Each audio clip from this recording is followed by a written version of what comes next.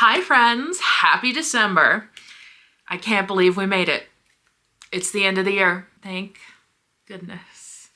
I mean, I'm trying to start separating like month by month, like allowing good things to happen. And this month I'll say one of the better months of the year. However, I do have just a little knack to assign good or bad year to certain years. Last year was a bad year. And this current year, a pretty bad year. The idea of a new year and a fresh start, as fake as it may be, is comforting to me at the very least. So I'm very excited. I love the month of December. So many exciting things always happen during December. So we're feeling good. Obviously, we are here to get reset for the month of December itself. I returned back from my London and Edinburgh trip on December 1st, which is why this is a few days late. That was incredible. That obviously I vlogged the whole thing, and I think it's either going to be 2 or 3 full vlogs just separated. So I have a lot of editing to do there, and I wanted to do this before I jumped into that because that's going to take a while. So that's why this is going up first. And I am just, it was a very, it was a well-rounded trip. I mean, a lot happened, mostly good, some stressful parts, some emotional parts, but like overall, a fantastic way to kick off the end of the year, in my opinion. But I'll talk a little bit more about that later, as well as you'll see the vlog soon. We gotta do our November recap, the full month, and then we can hop into the rest of it. But if you're new here, hey, what's up? I'm Rosie. I am a 26-year-old, and life has been crazy. And we're looking at a brand new year where I'm going to be moving from Colorado to New York. I'm going to be moving back into my parents' house after living on my own, quote unquote, with an ex-partner for the past 4 years. We're going to be getting our life in a very different order. Things are going to be changing rapidly. If you want to follow along on the craziness that is about to embark, please feel free to stick around. Now let's hop in to the November recap. So November 2nd, I flew to New York, and I was in New York for just about a week. I was there for my grandparents, my Nana and Papa's 60th anniversary. So it was lovely to get to go see them, see that whole side of the family, and just like spend some time at home. It was also a little challenging. It was my first time home since I decided I was going to move back to New York, and after the breakup and everything. So it was sort of like, it was really weird to go back and be like, oh, I'm gonna be here like permanently again soon enough.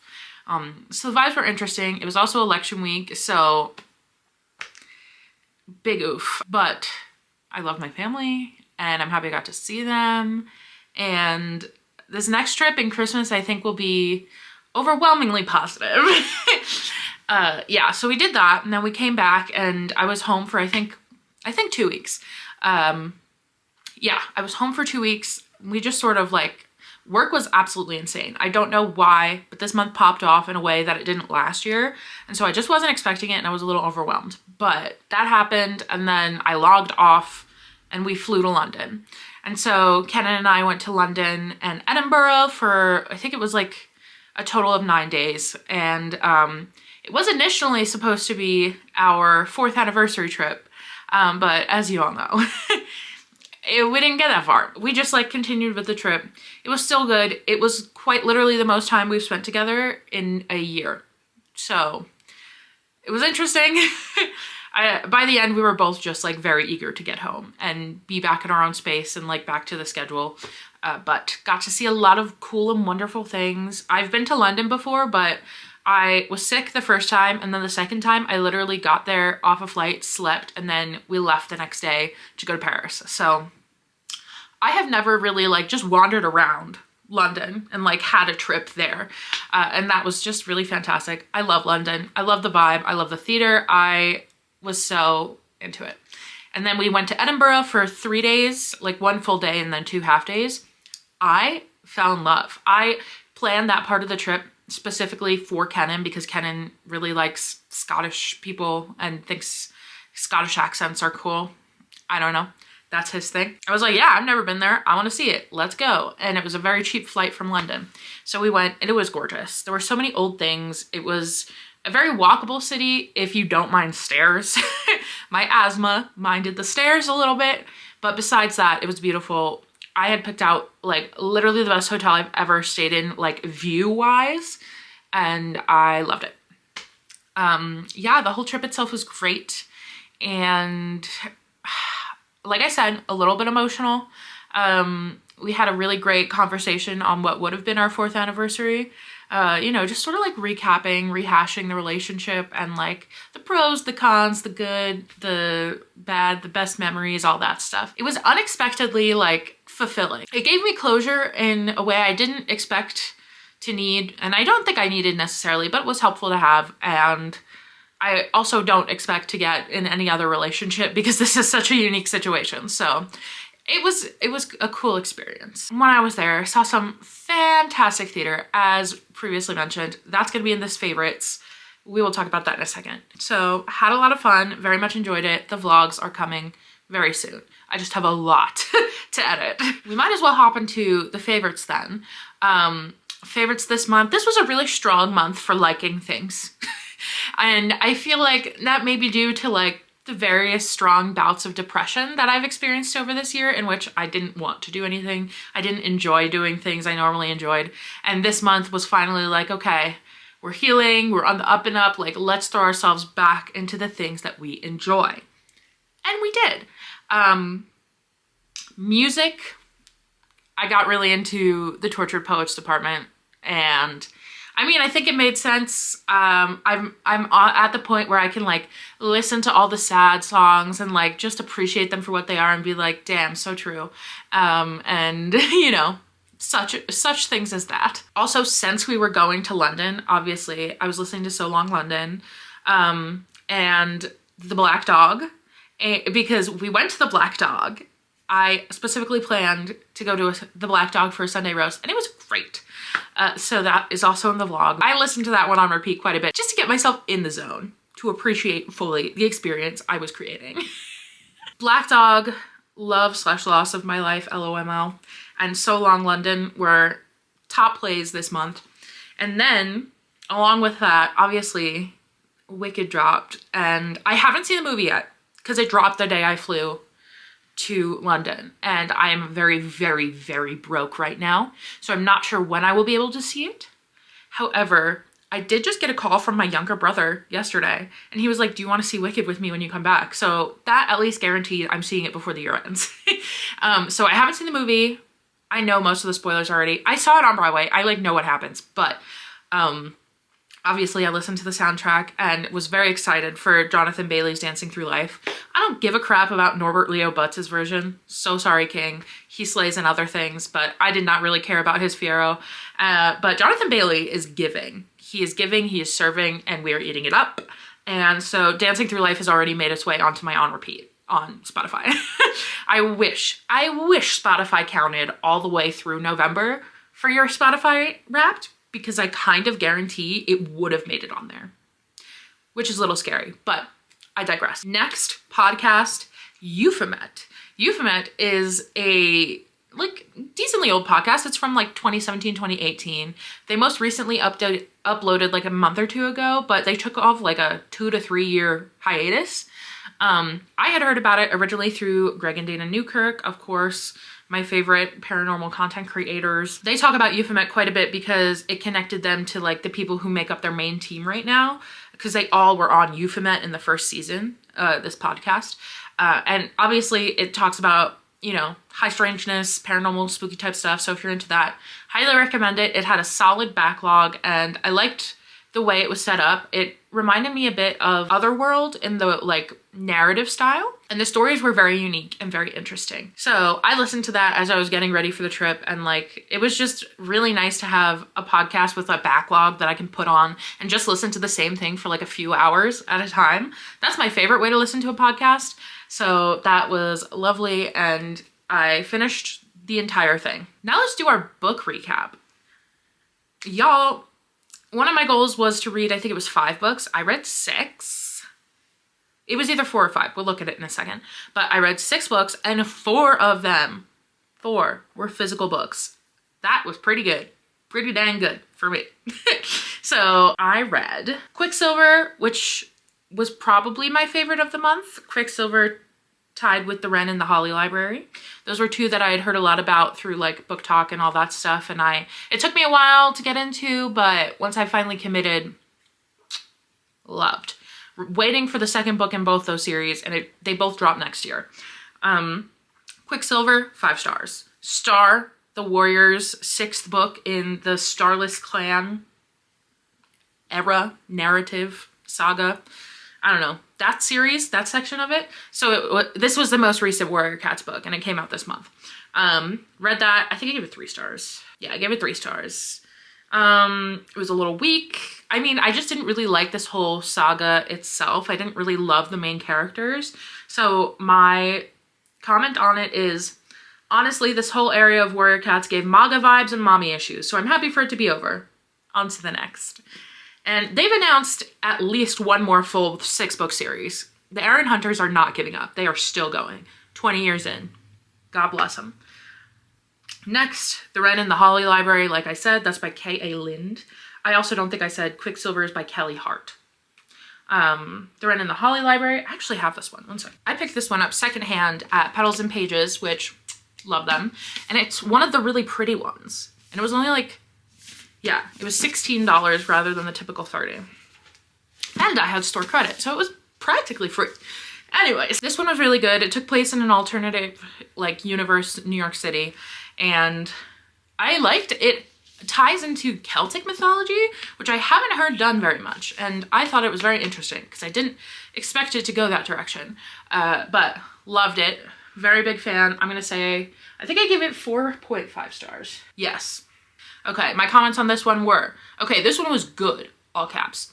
I read it in one night. The beginning felt really rushed, and there was just a lot happening with the big battle scenes at the end. It felt like too much information at once both times. Otherwise, I love the Celtic folklore and the different monsters in New York City. Yeah, so there were just some points that felt like overwhelming, but besides that, I thought it was great. Then I just actually got rid of this one yesterday. I read Emma of 83rd Street by Audrey Beleza. Beleza? I'm not sure. I used to live up in the 80s on the east side, and this is about a rich girl who is born and raised there. I got a COVID deal on my apartment. It took place in my old neighborhood, so it was fun to like read everything and be like, I know where that is. I love when that happens. But it was just a retelling of Emma as if she was a 24-year-old, 23-year-old art student in New York City, and she was rich. So that one was okay. I also read that one really quick. I gave it 3 stars. It was cute, but it took a while for me to get into, and it didn't grow on me until most of the book. I just kept like referring to the scenes in Clueless that I know matched up with it and being like, oh, I liked the Clueless part better. Then I read The Monster of Florence by Douglas Preston and Mario Spezzi. This was given to me by Amelia the last time I was home, so I haven't really done very much nonfic this year, so I was like, perfect, let's hop in. And she was telling me a little about it, and it sounded like actually crazy. So it was like 4 or 5 stories just wrapped into one, and every time I thought the story was gonna end and like they were gonna wrap it up, they were like, and then this thing happened as we were writing this book, and then this thing happened as we were writing this book, and it just kept going. I gave it 3.5 stars because this is what I said. Very interesting case, but I've realized I don't like true crime nonfiction unless there is a solid explanation at the end, and there wasn't in this one. It was very detailed. It gave a lot of different stories in this, and then obviously, like I said, it just kept going until you were at the very end. And I wish we knew who the monster was, but they don't tell you for sure. Spoiler alert, but this has been out for a long time. And then the last book I finished was McGlue by Otessa Moshfegh. She's the one who wrote My Year of Rest and Relaxation. On the full day in Scotland, we were both very broke at that point, and I wanted to go to one of the older bookstores. And so I went to this bookstore called Blackwell's, and it was huge. It was gorgeous. And I literally just picked up McGlue because it was on display, and it was short. It was like 130 pages. I sat down and I read the whole thing front to back because I was like, I don't really want to spend any more money, and I'm here, so I might as well. So I did that. It was weird, but that's what everyone says. So I gave it 3 stars. The average is 3.33, LOL. The narrative style was confusing to me for quite a bit, but as they like slowly revealed things back and forth, back and forth, back and forth between like present and past, the story itself was like interesting once you put it all together, but I was just very confused. I was very confused a lot of the time, but I know that's how she writes. I know that's her thing. So can't blame her, just was not for me. That's the book recap. Next, I have to say my favorite events were when I got to go see theater in London. This West End theater, just, it was so good. The prices were reasonable compared to Broadway, and there were so many new things that just aren't available in the US. So I had like the most perfect British Mackenzie inspired day ever. Shout out Mackenzie. She went to London over the summer with one of her friends and she saw a bunch of theater, and so I took her recommendations and I ran with them. And one of my favorite days of the trip was I had to do a bunch of returns or whatever, and Kenan came along, and then at one point we split off and I went and I saw Viola's Room, which is the newest Punch Drunk theater company production. It's in their warehouse that is in London, and that's where I'm pretty sure the original Sleep No More happened. And as you guys probably know, I'm a huge Sleep No More fan. I've seen it a lot of times, too many, but I would see it more if it wasn't actually closing this time. But they had this thing called Viola's Room, and then they had Viola's Room the Christmas edition, which was what I saw because they were only doing the Christmas edition when I got there. From what I can tell, the Christmas edition was literally just the addition of Christmas lights and decorations, and then they played that song from the 90s in the beginning and in the end that was like, dun, dun, dun, favorite holiday, dun, dun, dun, dun, dun, da, da, da, da, da, da, da, da, da. Yeah, I don't know what it's called, I'm so sorry. But that 90s Christmas song, and it was like placed in the 90s because of that. But it was really cool. You walked through it. It was interactive. Like, there was crawling. You followed the light as it appeared in different rooms. And you listened to the story as it was told to you as you were walking through. And it was narrated by Helena Bonham Carter. Beautiful. Loved it. And the sets were so cool. It was, you just like walked through rooms and scenes and experienced them and followed the light out of it and followed the story. It was an immersive type of theater that like I just have not seen done recently, if ever. And I loved it. Highly recommend. The tickets were like $40 American. I think it was like 35 British pounds. So probably like 45 American. And then at the very end, they have a bar, which was very cool and cute and fun. Very Sleep No More. But you do it in groups of 6. It was just me and one other woman named Candace, who actually happened to be from New York. And so we did it together. You don't talk during the thing, but at the very end, when you walked into the bar, we were both like, oh my God, that was so cool. And we just sat down, we had a drink, and we talked about it for a little while. And it was lovely. It was just such a wonderful experience. And then after that, I immediately took a bunch of trains to get to the Wembley Park Theatre, Wembley Stadium Theatre. I'm not quite sure the real official title, but I had to go all the way to Wembley to see Starlight Express, which is the Andrew Lloyd Webber train musical.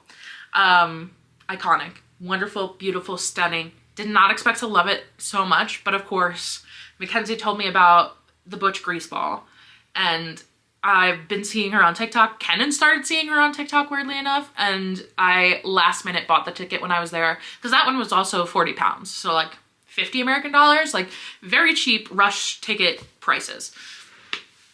And it was magical. It was so magical. The costumes were so cool. The music was great. They like added an additional character and changed some of the other characters in this one that I'm assuming Andrew Lloyd Webber helped with. I haven't done too much research outside of it. But it was really cool, and the music was fun and catchy, and the actors were really good, and obviously them running around on skates is insane. They were doing like tricks, and I was like, wow. I saw a TikTok of the person who plays like the new character, and he said that he had been involved in this production for 5 years leading up to this, like learning the skating techniques, developing the show, moving it from place to place. I was like, wow. Yeah, you could really see 5 years of hard work like polished and paid off. It was just really, really cool. So yes, that day I think was my favorite day of the month. When we were in London, we also saw the Devil Wears Prada musical, which I was just going for the fun, the kitsch of it all. I love that movie. It was good. It was a good time. Was it the best musical I've ever seen? No. Did I love it? Yes. And they had a whole song called The Devil Wears Prada. And it was like, they're saying it. They're singing it. It was great. It was iconic. Okay, and my final favorite is so random, but it is very specifically the hot chocolate you can buy at the Milkman in Edinburgh. Don't know if it's throughout Scotland or not. Just saw 2 locations in Edinburgh. Saw it on TikTok. Had it. Best hot chocolate I've had in my entire life, hands down. I will be thinking about it for years. Beautiful. Stunning. You will see it in the vlog. I've been yapping. Had a lot of good things to yap about, but now we're going to move on to the goals, the goal reflection and the goal setting, and I'm going to guzzle some water real quick. Oh, I also forgot to mention my nose piercing. That's another favorite. It's still looking a little red because it's still very fresh, but that's another favorite. There it is. I love it. I genuinely love it. I haven't liked something about my appearance as much as I've liked this in a very long time. So, all right, let's look at last month's goals. Gotta open the frog notebook, frog journal. The November goals. A quick peek-see, and now I'll read them aloud. First, read 5 books, at least 2 physical. As previously stated, smashed that goal. Next, create London and Edinburgh itinerary. I did, I fleshed it out, and that was very helpful. Even though we didn't stick to it the whole time, it was still helpful to be like, oh, this is what I thought I was going to do on this day. Should I do it or should I do something else? So that was good. Next, donate clothes and house items. Went through a bunch of our clothes. I'm counting yesterday because yesterday was just still a part of like the craziness of the Thanksgiving break to me. Even if it was December 2nd, whatever. I cleaned out a bunch of clothes. I went to Plato's Closet. I cleaned out a bunch of books, and I went to Second and Charles, which is a part of the like half price books family. It was a cool store.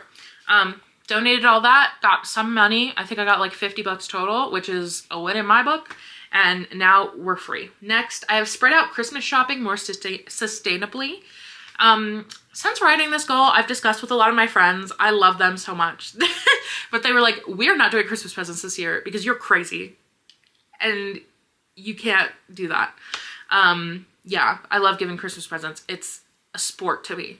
I love giving presents at all. Oh, also, there's my little I voted sticker. I put it next to the November goals. Yeah, so multiple people approached me and were like, I know we normally do Christmas presents. We're not this year. Don't buy me anything. I'm not buying you anything. Please do not buy any presents. Because, as aforementioned, I'm crazy and I would do it anyway. Yeah, so I didn't have many Christmas presents to buy this year. And the thing I wanted to get most of my friends, they actually were sold out of.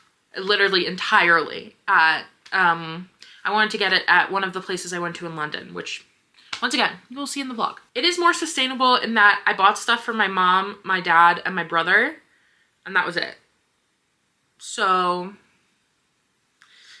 it's done, and I kind of counted that, so I gave it a little squiggly, because it definitely was more sustainable than last year, when I was just doing it all at once. And then lastly, do at least 1 item on the Colorado bucket list, which I did not accomplish, but to be fair, I was not in Colorado for a lot of this month.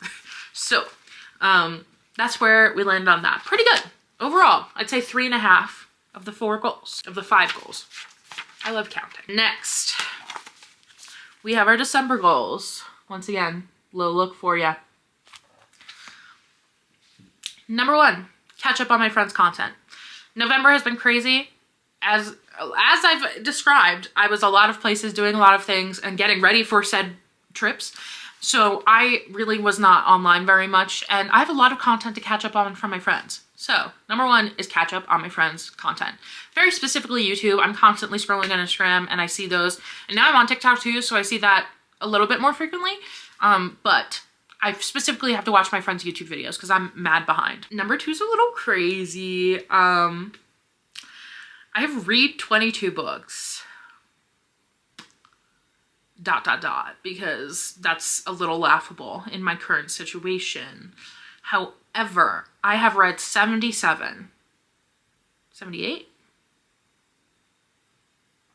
I've read 78 out of 100 books. And my goal for this year was 100 books. And I was so strong in the beginning because I was reading the entire Warrior Cat series. And it really petered off as life got crazy. And now I'm like trying to pick it up again. And theoretically it can be done if I read literally like a book a day for the rest of the month / year. And like I could do that, but am I going to be able to do that is the question.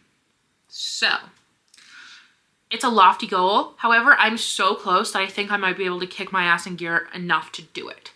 And especially now that it's cold outside and like I don't really want to do anything except be snuggled up and cozy, I think that might help our case. We'll see. Next, do at least 2 Christmas activities, either solo or with my friends. Looking back on it, so many of the Christmas and like holiday related things I've done over the past few years obviously have been with my partner. And now that we are ex-partners, I don't want to miss out on that stuff, but also thinking about doing it is kind of sad. Like, I love Christmas so much. I love decorating for Christmas, and I've been putting it off just because I've been, you know, a little like mopey. But I need to stop that, and I need to enjoy it because this is my last Christmas in Colorado, and Christmas in Colorado is very specific, and I want to enjoy what I do enjoy about it with my friends. So at least 2 Christmas activities. And then while in Colorado, I want to cook more than I eat out. This also ties into the whole being very, very broke thing. No buy recap, I bought a lot. Anyways, we are notoriously broke right now. And I was like equally very, very broke a year ago at this time. I have hope that once we reach the new year, obviously, like I have some new money saving activities going into effect. I'm going to be doing the no buy year again, except with some important modifications that will, I hope, lead to more success. But all that to say, I cannot be just like stressed or emotionally like buying delivery food because I feel like shit one night. Because I did a lot of that in October and some of November when I was here.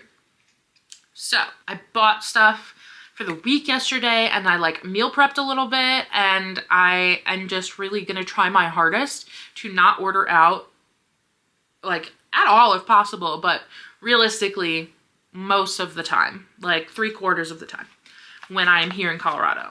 When I'm back in New York, obviously that's a different ball game. It just depends on like what people are doing and what my family is doing and if there will be dinner for me. But whatever. That's why it just specifically says while in Colorado. My last goal is to get ready more frequently, as in like either do my hair, do my makeup, put on like specifically a cute outfit that I like. I notoriously, like when work gets crazy, I will literally just wear a pair of leggings and then a shirt from my pajama drawer and then have a sweatshirt over it and wear Ugg slippers every single day unless I have to leave the house. And even then, it's still kind of a 50-50 toss up on whether or not I will wear that outfit. So doing that does not make me feel particularly nice.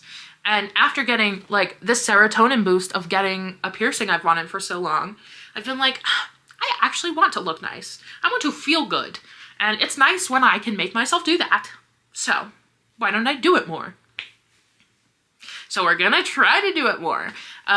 And obviously there are plenty of reasons to do it in December, so I think that'll make it a little easier than other months per se, because there are Christmas activities, there's seeing your friends, there's going home for the holidays, there's just a lot of reasons to want to get dressed up and like look adorable.